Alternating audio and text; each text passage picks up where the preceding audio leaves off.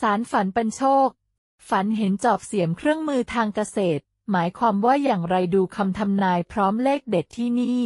ฝันเห็นจอบเสียมหรือเครื่องมือทางเกษตรถ้าได้จับต้องจอบเสียมทำนายทายว่า